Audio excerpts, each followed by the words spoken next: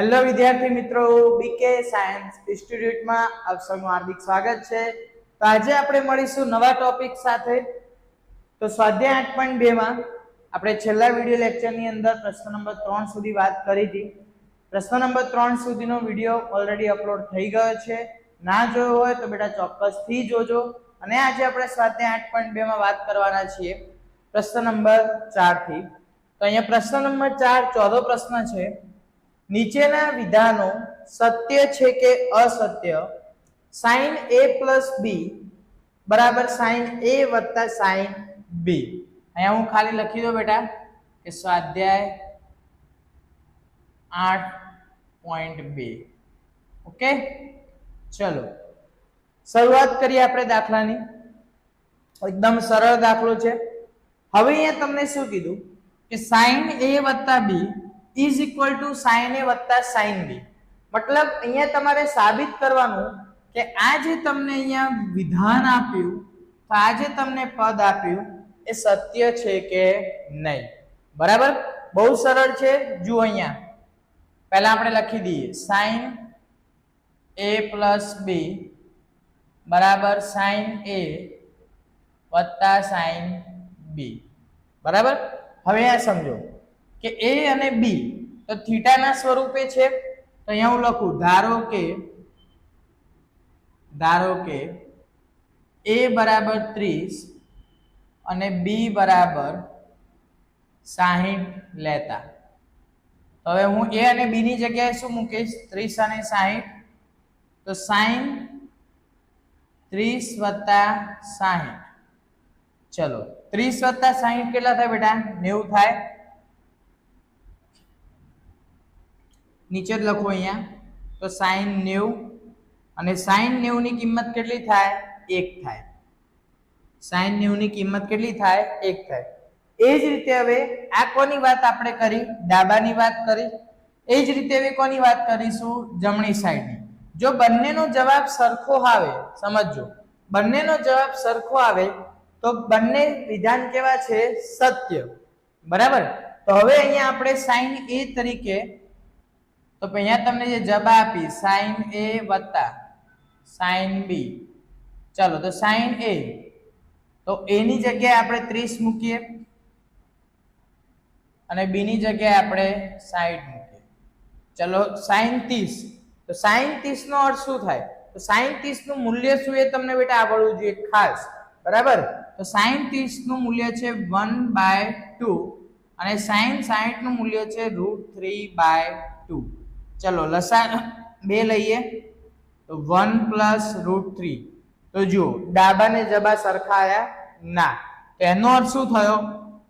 ડાબા is not equal to જબા। અને અહીંયા લખવું પડે આપણે sin a plus b is not equal to sin a વત્તા sin b। તેથી આ વિધાન અસત્ય છે। પરીક્ષાની અંદર બેટા ઘણા બધા વિદ્યાર્થીઓ અહીં સુધી છોડી દે લખી, ના આ વાક્ય લખવું કમ્પલસરી છે। બરાબર, ઓકે। ચલો બીજો દાખલો છે, જેમ જેમ થીટાનું મૂલ્ય વધે તેમ તેમ sin થીટાનું મૂલ્ય વધે। તો આ વિધાન સત્ય છે કે નહીં આપણે ચેક કરવાનું છે। હવે થીટા એટલે બેટા અહીંયા કોની વાત આવી? થીટા એટલે ખૂણો। તો ખૂણા આપણી જોડે કયા છે? તો ખૂણા આપણી જોડે છે 0, 30, 45, 60 અને 90। તો આપણે બધી જ કિંમત sin થીટાની મૂકવાની અને જવાબ લાવવાના। જો મૂલ્ય વધતું જાય તો વિધાન સત્ય છે, નથી વધતું તો વિધાન અસત્ય છે। તો ચલો આપણે થીટાની કિંમત મૂકીએ। ધારો કે sin 0, તો sin 0 બેટા કેટલા થાય? 0 જ થાય। ચલો sin 30, તો sin 30 કેટલા થાય? 1/2 એટલે કેટલા કહેવાય? 0.5। sin 45, ચલો 45 એટલે 1/√2, તો આનો જવાબ કેટલો છે? 0.71। sin 60, એટલે √3/2 આનો આન્સર છે 0.87 અને sin 90 તો આનો આન્સર છે 1. તો અહીંયા જુઓ પહેલા 0 હતું, પછી 0.5 થયું, પછી 0.71 થયું, પછી 0.87 થયું ને છેલ્લે કેટલું થયું 1. તો એનો મતલબ દરેક તમે થીટા મૂકતા ગયા એમ આન્સર શું થયો? વધતો ગયો. તો સિમ્પલ એનો અર્થ શું થયો કે 0, 30, 45, 60 અને 90. તો જેમ જેમ થીટા મોટો થયો તો આન્સર વધતો ગયો. તેથી આપેલ વિધાન સત્ય છે. ઓકે, આગળનો પ્રશ્ન, જેમ જેમ થીટાનું મૂલ્ય વધે તેમ તેમ cos થીટાનું મૂલ્ય વધે. હમણાં આપણે જે આગળ પ્રશ્ન ગણ્યો એની અંદર કોનું મૂલ્ય વધતું હતું બેટા? sin થીટાનું. અહીંયા કોનું વધે છે? cos થીટાનું. તો સિમ્પલ આપણે અહીંયા ગણી દઈએ, બહુ જ સરળ છે. તો થીટા આપણી જોડે કયા કયા છે? તો 0, 30, 45, 60 અને 90. ઓકે, ચલો વારાફરતી કિંમત મૂકીએ. તો cos 0 એનું મૂલ્ય કેટલું થાય? 1. cos 30 એનું મૂલ્ય √3/2 એટલે કે 0.87. cos 45 એનું મૂલ્ય 1/√2. ચલો એનું મૂલ્ય 0.71. ચલો cos 60 એનું મૂલ્ય 1/2 એટલે 0.5. અને cos 90 એટલે કેટલું થાય? 0. તો હવે અહીંયા શું થયું? સાઈનમાં ઊંધું હતું. જેમ તમે થીટા મોટા કર્યા એમ મૂલ્ય પણ વધતું ગયું. અહીંયા તમે જેમ થીટા મોટો કર્યો એટલે કે થીટાનું મૂલ્ય વધાર્યું તો થીટા પ્રમાણે મૂલ્ય શું થયું? ઘટતું ગયું. તો જુઓ અહીંયા શું થયું? cos 90 કરતા કોણ મોટું છે? cos 60. એટલે આવું થયું. જુઓ થીટા 90, પછી 60, પછી 45, પછી 30, પછી 0. મતલબ જેમ તમે થીટા ઘટાડતા ગયા એમ મૂલ્ય શું થયું? વધ્યું. પણ થીટા વધ્યું તો મૂલ્ય વધતું નથી. તેથી એ લખાય કે આ વિધાન અસત્ય છે. ઓકે, જો થીટાના દરેક મૂલ્ય માટે sin થીટા બરાબર cos થીટા થાય તો આ વિધાન સત્ય કે અસત્ય? હવે હું કહીશ અસત્ય. કેવી રીતે? તો તમે અહીંયા થોડું જુઓ. ધારો કે સમજી લો કે હું થીટાની જગ્યાએ અલગ અલગ ખૂણા આપણે મૂકતા જઈએ.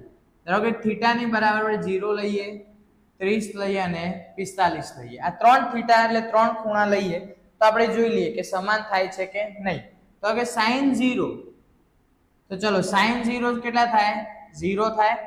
એની સામે cos 0 શું થાય બેટા? 1 થાય. ઓકે, ચલો એ જ રીતે sin 30, તો sin 30 કેટલા થાય? sin 30 થાય 1/2 અને cos 30, તો cos 30 થાય √3/2. ચલો એ જ રીતે sin 45 1/√2, cos 45 1/√2. તો જુઓ આ એક જ ખૂણા આગળ sin અને cos કેવા થયા? સરખા. જ્યારે બાકીના કોઈ પણ ખૂણા આગળ sin કે cos સમાન થતા નથી. તેનો અર્થ શું થયો? કે અહીંયા તો તમને શબ્દ શું કીધો? કે થીટાના દરેક મૂલ્ય માટે, પણ દરેક મૂલ્ય માટે સરખા થતા નથી. ફક્ત કયા ખૂણા માટે સરખા થાય છે? 45. ઓકે, તો વિધાન અહીંયા લખવું પડે કે sin અને cos થીટાના 45 ના મૂલ્ય માટે સમાન થાય છે.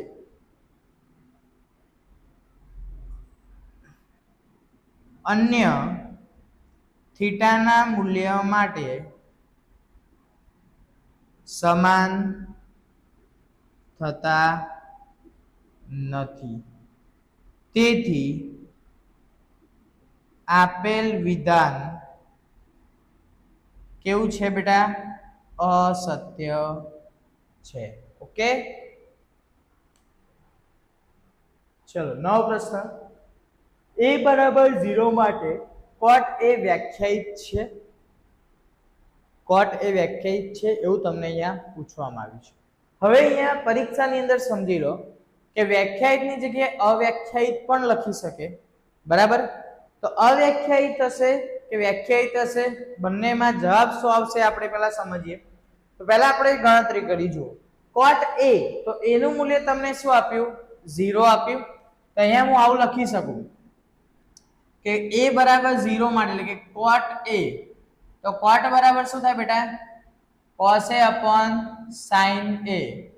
ચલો cos a, તો a બરાબર 0, તો cos 0 upon sin 0, તો cos 0 1 sin 0 0. તેનો મતલબ અવ્યાખ્યાયિત થયું. અવ્યાખ્યાયિત એટલે કે કોઈ પણ સંખ્યાને આપણે 0 વડે ભાગી શકતા નથી. હવે અહીંયા તમને શું પૂછ્યું છે? વ્યાખ્યાયિત છે, તો અહીંયા લખીશું આપણે ના આપેલ વિધાન કેવું છે? અસત્ય. કેવું છે? અસત્ય. પણ હવે તમે સમજો કે તમે થોડો પ્રશ્ન ચેન્જ કરે અને આ રીતે મૂકે. a બરાબર 0 માટે cot a અવ્યાખ્યાયિત છે. cot a અવ્યાખ્યાયિત છે. આવું અહીંયા ધારો કે મૂકે કે a બરાબર 0 માટે cot a કેવો છે? અવ્યાખ્યાયિત. તો ફરીથી આપણે શોધીએ તો cot a બરાબર cos a upon sin a. તો cos 0 upon sin 0, તો cos 0 1 sin 0 0. તો જવાબ શું આવ્યો? અવ્યાખ્યાયિત. જુઓ પ્રશ્નની અંદર ખાલી એક જ શબ્દ ચેન્જ કર્યો, વ્યાખ્યાયિત ની આગળ અ મૂકી દીધો, તો આખો આન્સર શું થઈ જાય? બદલાઈ જાય. અને હવે હા, આ વિધાન કેવું છે? સત્ય છે. ખ્યાલ આવ્યો? એટલે પરીક્ષાની અંદર બેટા કોઈ પણ દાખલો તમે ગણો તો ગણતા પહેલા એની રકમ ખાસ વાંચવાની. કેમ? મેં એક વસ્તુ માર્ક કરી છે કે લગભગ ઓલમોસ્ટ છોકરા એ લોકો શું કરે, ઓલમોસ્ટ વિદ્યાર્થીઓ કે રકમ લખતા જ નથી ગણિતની અંદર. બરાબર? એ જ રીતે 11 12 સાયન્સના સ્ટુડન્ટ હોય તો મેથ્સ હોય કે ફિઝિક્સ હોય કે કેમેસ્ટ્રી હોય, રકમ નહીં લખવાની, સર ડાયરેક્ટ ગણી નાખીશું. કેમ નહીં લખવાની? આ પહેલો ક્વેશ્ચન છે મારા માટે. કેમ નહીં લખવાની? તમે જો રકમ નથી લખતા, ડાયરેક્ટ તમે આન્સર ગણી લો છો, તો એ જ દાખલો જ્યારે પરીક્ષાની અંદર પૂછાયો તો એ રકમમાં શું ફેરફાર થયો તમને કેવી રીતે ખબર પડશે? ઘણા બધા છોકરાઓ રકમ બસ લખવાની જ નહીં. કેમ સર? હાથ દુખે છે, સર ટાઈમ બગડે છે. તમે સમજો હું શું કહેવા માંગુ છું. આજે તમે રકમ નથી લખતા, પરીક્ષાની અંદર જતા પહેલા તમે કોઈ પણ આખી બુકની અંદર તમે કોઈ પણ દાખલો ગણો તો શું કરશો? જે માહિતી આપી, ચલો ભાઈ ત્રિજ્યા આટલું, પાઈ આટલું, ક્ષેત્રફળ આટલું, લખી દીધું, પતી ગયું. પછી દાખલો ગણી દેશે સૂત્ર મૂકીને. શું અર્થ એનો? કોઈ જ અર્થ નહીં. કેમ કે જો તમે રકમ નથી લખતા તો તમને પરીક્ષાની અંદર ખબર કેવી રીતે પડશે કે આ દાખલાની અંદર શું ચેન્જ કર્યું અથવા આ રકમની અંદર શું ચેન્જ કર્યું? અને તમે તો શું કરશો? જેમ આપણે બુકની અંદર હશે એમ ગણી નાખશો, બધી કિંમતો મૂકી દી, ટપ ટપ ટપ ટપ ટપ ટપ ટપ ગણી દીધું. અને પછી ઘરે આવશો, બોર્ડનું પેપર સોલ્વ કરશો અને પછી અરે રે આટલી નાની ભૂલ થઈ ગઈ મારાથી, આટલી નાની ભૂલ થઈ ગઈ. તો ભૂલ કેમ થઈ એવો વિચાર કર્યો કોઈ દિવસ? કેમ? આખું વર્ષ રકમ જ નહીં લખી. મેં બહુ વખત નોટિસ કર્યું છે ઘણા બધા સ્ટુડન્ટ કે બસ રકમ લખવાની નહીં, બસ ડાયરેક્ટ ગણી નાખવાનું, કિંમત મૂકી, સૂત્ર મૂક્યું, જવાબ. એવું ના હોય. જેટલું તમે દાખલો ગણવાનું મહત્વ છે એટલું જ એનું રકમનું બી મહત્વ છે. હવે આજે તમને અહીંયા સમજી લો કે અહીંયા કોટની જગ્યાએ 10 આપ્યું હોય તો તમને દાખલો આવડે છે, બધું જ આવડે છે, તમને એક જ વસ્તુ મગજમાં છે, મેં કોટ વાળો દાખલો ગણ્યો છે, પરીક્ષાની અંદર 10 આપી તો કેવી રીતે ખબર પડશે? રકમ એટલું જ મહત્વ ધરાવે છે કે જેટલો તમારા માટે દાખલાના માર્ક્સ. રકમ મોસ્ટ ઇમ્પોર્ટન્ટ વસ્તુ છે. કેમ બધા છોડી દે ખબર જ નહીં પડતી? રકમ જ મેઇન છે. તમે કોઈ પણ દાખલો લખો તો દાખલાની માહિતી ક્યાંથી આવી? રકમમાંથી આવી, બરાબર? અને પહેલા તો ફિઝિક્સ વાળા વિદ્યાર્થીઓને ખાસ કહીશ કે જો તમે 11-12 સાયન્સની અંદર ફિઝિક્સ હોય તો ફિઝિક્સ એક વિચારવાનો વિષય છે. તમે જે રકમની અંદર જુઓ એ તમારે એને માઇન્ડની અંદર એઝ્યુમ કરવું પડે, વિઝ્યુલાઇઝેશન કરવું પડે, ક્રિએટ કરવું પડે અને એ પ્રમાણે તમારી બુકની અંદર તમારે ડ્રોઈંગ કરવું પડે. ત્યારે જઈને તમે ફિઝિક્સના દાખલા આવડશે. મેથ્સની અંદર પૃષ્ઠફળ ઘનફળના દાખલા હોય તો પહેલા તો ઘનફળ એટલે શું, પૃષ્ઠફળ એટલે શું, એ બધાની વ્યાખ્યા આવડતી હોવી જોઈએ. તમને આપ્યું હોય રકમની અંદર કે ભાઈ એક પોલો ગોળો છે કે એક નળાકાર છે તો તમે તો બસ સૂત્ર મૂકી લીધું, સર જવાબ નહીં આવતો. ક્યાંથી આવે એને ડ્રો કરવું પડે, આખું ક્રિએટ કરવું પડે તો તમને એક્ઝેક્ટલી ખબર પડે કે આ રકમ શું કહેવા માંગે છે. બાકી બધાને ખાસ વિનંતી છે કે બેટા રકમ લખવાનું રાખો, વધારે નહીં તો એક વાર તો લખો. દરેકે દરેક દાખલાની એકવાર રકમ લખો કે જેથી તમને ખબર પડે કે રકમમાં શું છે. આંકડા શાસ્ત્રની અંદર સર આટલા મોટા મોટા કોષ્ટક લખાય રકમના, ટાઈમ ના બગડે, અમારું પેપર ના બગડે, અમારું પેપર ના છૂટી જાય, પરીક્ષામાં થોડી લખવાની છે. રકમ તમને તમે જે રેગ્યુલર તમારું રૂટીનની અંદર જે તારે સ્ટડી કરો છો એમાં લખો. કેમ કે કોઈ દાખલાની અંદર ધારો કે ખૂટતી આવૃત્તિનો દાખલો હોય, તમને બુકની અંદર વર્ગ અંતરાલ આપેલા અને તમે પરીક્ષાની અંદર ખાલી મધ્ય કિંમત એટલે કે x નું મૂલ્ય આપી દીધું તો તમને ખબર પડે કે ભાઈ અહીંયા ખાલી x નું મૂલ્ય છે, ત્યાં મારે વર્ગ અંતરાલ હતો તો ત્યાં મારે મધ્ય કિંમત શોધવાની, અહીંયા મધ્ય કિંમતની જરૂર નથી. કયું સૂત્ર વાપરવું, ક્યારે વાપરવું, બધું જ માહિતી ખબર હોય. ક્યારે? જ્યારે રકમ સમજશો ત્યારે. અહીંયા કોસેક કરી દે, સેક કરી દે, કોઈ પણ વિધેય કરી દે, આન્સર શું થાય? બદલાઈ જાય. એટલે કોન્સેપ્ટ બહુ મહત્વની વસ્તુ છે. તમારા માઇન્ડની અંદર કોન્સેપ્ટ ક્લિયર હોવા જોઈએ, નહીં કે ગોખણ પટ્ટી. 70% સ્ટુડન્ટ ગોખીને જ આવે છે. શું કામ ગોખો? સમજો ને, દરેક વસ્તુ સમજો. ગોખે કશું નહીં આવડે તમને. આજે ગોખ્યું, કાલે લખ્યું, પરમ દિવસે ભૂલી ગયા. જેટલું મહત્વ તમે દાખલાને આપો છો એટલું જ મહત્વ રકમને આપો. કેમ? ઘણા બધા વિદ્યાર્થીઓ સર રકમ શું કામ લખવાની? તો દાખલો શેના ઉપરથી ગણો? રકમ પરથી જ ગણો છો ને.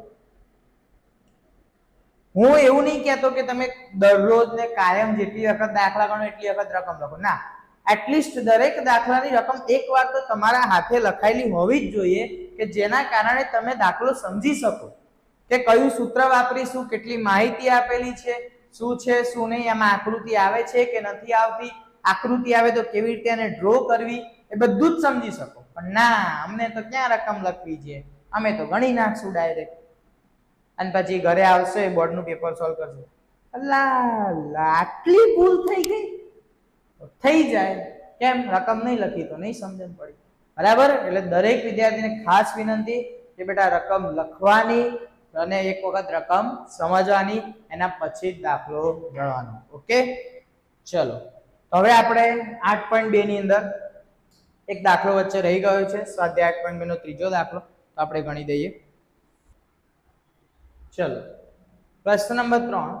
જો tan a plus b બરાબર વર્ગમૂળમાં 3 હોય અને tan a minus b બરાબર 1/વર્ગમૂળમાં 3, તો અહીંયા તમને એક શરત આપી.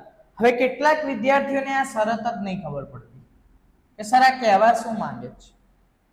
તો અહીંયા તમને 0 થી 90 ની લિમિટ આપી. એમાં શું કીધું કે a અને b ની એવી કિંમતો છે કે જેનો સરવાળો ક્યાં તો 90 અથવા 90 થી કેવો હશે? નાનો હશે, અને 0 થી કેવો હશે? મોટો હશે. મતલબ a અને b નો સરવાળો ક્યાં 0 પણ નહીં હોય 0 થી કેવો હશે? મોટો હશે, ક્યાં તો 90 હશે, લેસ ઓર ઇક્વલ છે એટલે 90 હશે, ક્યાં તો 90 થી ઓછો હશે. જો tan a plus b બરાબર વર્ગમૂળમાં 3 અને tan a minus b બરાબર 1/3, a greater than b, મતલબ b નું મૂલ્ય a કરતા કેવું હશે? નાનું હોય તો a અને b શોધો. ચલો શરૂઆત કરીએ. તમને આપેલું છે tan a plus b બરાબર વર્ગમૂળમાં 3. તો આપણે જાણીએ છીએ કે tan 30 ની કિંમત tan 60 ની કિંમત કેવી થશે? વર્ગમૂળમાં 3. તો એનો અર્થ શું થયો કે a plus b બરાબર કેટલા? 60. ખ્યાલ આવ્યો? એ જ રીતે tan a minus b બરાબર તમને આપેલા છે 1 વર્ગમૂળમાં 3. ચલો તો tan 30 ની કિંમત કેટલી થાય? 1 ભાગ્યા વર્ગમૂળમાં 3. તો આ સરખાવો તો a minus b બરાબર કેટલા? 30. આ સમીકરણ નંબર 1, આ સમીકરણ નંબર 2.